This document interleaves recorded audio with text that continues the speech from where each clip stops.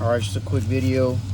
I thought it would be easy and quick enough to show, so I'm going to be changing the door jamb switch, which is this part number right here, and it's located right there. And all you need is an 11mm size wrench or socket, but I had no luck with the socket, so I got the wrench going in here. I'm trying to get it by hand, and the reason why I'm switching it is because this is actually collapsed in, so it's actually stuck in some form. So this is the reason why my lights are staying on, from what I think. And it's just very suspicious that this one is very collapsed and the passenger side is not.